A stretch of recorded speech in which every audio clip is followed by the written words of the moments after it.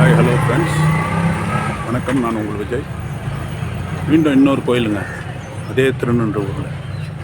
என்னடா யோசிக்கிறீங்களா? திருநின்றவூரில் பக்தவச்சல பெருமாள் எப்படி ஃபேமஸோ அதே மாதிரி ஒரு சிவன் இருக்காருங்க.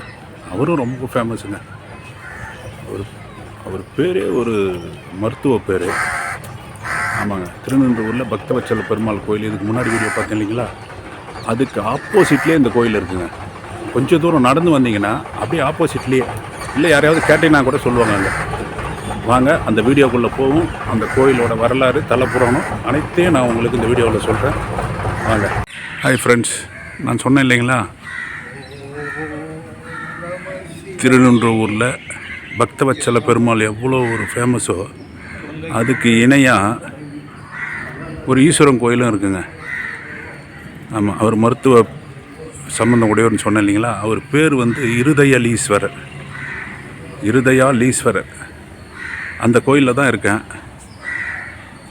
ஆமாம், அந்த கோயிலோட பின்பகுதி நான் வந்தது பார்த்தீங்கன்னா தெரியும். சின்ன கோபுரம், பின்பகுதி வழியாக தான் நான் உள்ளே வந்தேன்.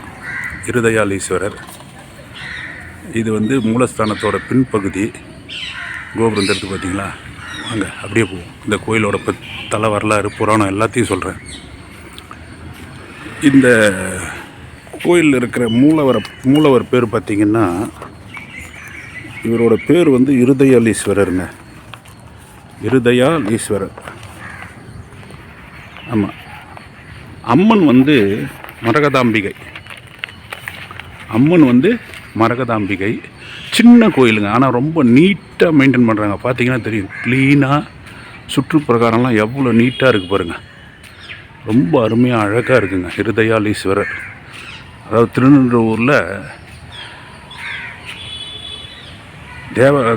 பெருமாள் கோயில் பார்த்தேன் இல்லைங்களா? அது வந்து 108 திவ்ய தேசத்தில் ஒன்று.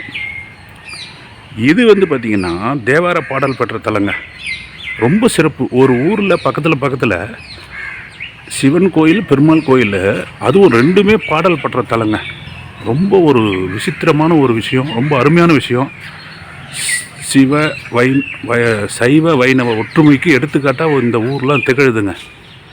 இந்த ரெண்டு கோயிலுமே பார்த்திங்கன்னா பல்லவ மன்னர்கள், சோழ மன்னர்கள் எல்லாருமே திருப்பணி செஞ்சுருக்காங்க. இதோட சுற்றுப்பிரகாரம் தாங்க ரொம்ப அழகாக இருக்குங்க. ரொம்ப அழகாக இருக்குது. இந்த கோயிலோட தலவிருஷம் பார்த்திங்கன்னா இலுப்பை மரம். பெரிய புராணத்தில் இந்த கோயிலை பற்றின பாடல் இடம்பெற்றிருக்கு. சேக்கிழார் பெருமான் பாடியிருக்காரு. இந்த கோயில் கட்டப்பட்ட வருஷம் பார்த்திங்கன்னா 7ஆம் நூற்றாண்டில்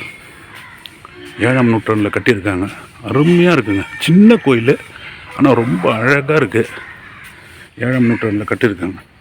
இன்னொரு சிறப்பம்சம் என்னன்னா, இந்த கோயில் மூலஸ்தானத்தில் பார்த்திங்கன்னா பூசலார். இங்கே பாருங்கள், நந்தீஸ்வரர் இருக்கார், பலிபீடம், கொடிமரம். சின்ன கோயில் தான். இதுதான் மூலஸ்தான விமானம். இது வந்து என்ட்ரன்ஸுங்க. இந்த பக்கம் என்ட்ரன்ஸு, நம்ம அந்த பக்கம் வந்தது பின்வழி. பெரிய ராஜகோபுரம்லாம் இல்லை, ஆனால் சின்னதாக அழகாக இருக்குது. இது வந்து கொடிமரம், பலிபீடம், நந்தீஸ்வரர். நான் அந்த மூலஸ்தானத்தில் பூசலார்னு ஒருத்தர் இருக்கார் பார்த்தீங்களா? அவரை பற்றி சொன்னேன்ல. அவர் வந்து பார்த்திங்கன்னா இறைவனை நினச்சி மனதாலேயே கோயில் கட்டினவருங்க. இந்த பகுதியில் அவர் தினமும் திருநீர் அணிஞ்சி வந்து அமர்ந்து இறைவனை நினச்சி மனதாலேயே கோயில் கட்டியிருக்காரு. அதனாலேயே அவராலேயே இந்த கோயில் வந்திருக்கு. அதுக்கு ரொம்ப பிராயச்சித்தமாக 63 நாயன்மாரில் கிடைக்காத பாக்கியம் அவருக்கு கிடைச்சிருக்குங்க.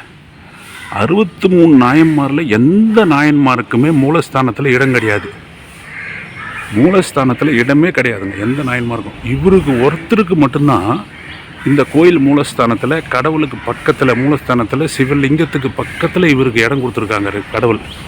ரொம்ப ஒரு பக்தனுக்கு தன்னுடைய மூலஸ்தானத்தில் இடம் கொடுத்துருக்காரு பாருங்கள். எவ்வளோ பெரிய விஷயங்க. அதே மாதிரி இருதய நோய் உள்ளவங்கள்லாம் இந்த இருதயாலீஸ்வரரை வந்து வழிபட்டு, இங்கே நிறைய அபிஷேக அர்ச்சனைகள்லாம் பண்ணி எல்லாம் பண்ணிங்கன்னா, நான் டிஸ்கிரிப்ஷனில் இந்த கோயில் அந்த குருக்கள் சொன்னார் அபிஷேகம் வழிபாடெல்லாம் இருக்குன்னு. அதெல்லாம் நான் உங்களுக்கு டிஸ்கிரிப்ஷனில் சொல்கிறேன். அவங்களோட நம்பர்லாம் சொல்கிறேன். நீங்கள் அதெல்லாம் வந்து எடுத்து நீங்கள் உங்களுக்கு தேவைப்பட்டால் நீங்கள் அவங்கள தொடர்பு கொள்ளலாம். நிச்சயமாக கொடிமரம் எல்லாமே பாருங்கள், சின்ன கோயில் ரொம்ப அழகாக இருக்குது. அது மாதிரி ஒரு பக்தனுக்காக பக்தனுடைய ஆசைக்காக இந்த கோயில் வந்ததுங்க. அதனாலேயே அந்த பக்தனுக்கு தன்னோட மூலஸ்தானத்தில் இடம் கொடுத்துருக்காருன்னா எவ்வளோ பெரிய விஷயங்க. 63 நாயன்மாரில் எவ்வளோ பெரிய பெரிய நாயன்மார், மாணிக்க வாசகர், சுந்தரர், அப்பர், சேக்கிழார் பெருமாள்லாம் இருந்திருக்காங்க. அவங்களுக்கெல்லாம் கிடைக்காத பாக்கியம் இந்த சாதாரண நம்ம யாருக்குமே தெரியாதுங்க. 63 நாயன்மாரில் எத்தனை பேருக்கு தெரியும் சொல்லுங்கள் பார்க்கலாம். இந்த பூசலாருன்னு ஒருத்தர் இருந்தாருன்னு யாருக்குமே தெரியாது. அவருக்கு இந்த கோயிலில் மூலஸ்தானத்தில் தனக்கு பக்கத்தில் இடம் கொடுத்துருக்காரு ஒரு பக்தனுக்கு. எவ்வளோ அருமையான ஒரு விஷயம். அதே மாதிரி மருத்துவ சம்பந்தம் உள்ளவர்னு சொன்னேன் இல்லையா, இருதயலீஸ்வரர்.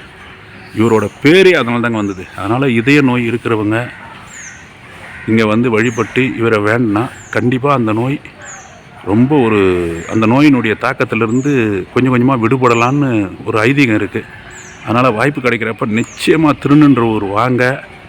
பக்கத்துலங்க, இந்த பக்கம் இருதயாலீஸ்வரர், அந்த பக்கம் பெருமாள், 2 பேரையும் பாருங்கள், தரிசிங்க.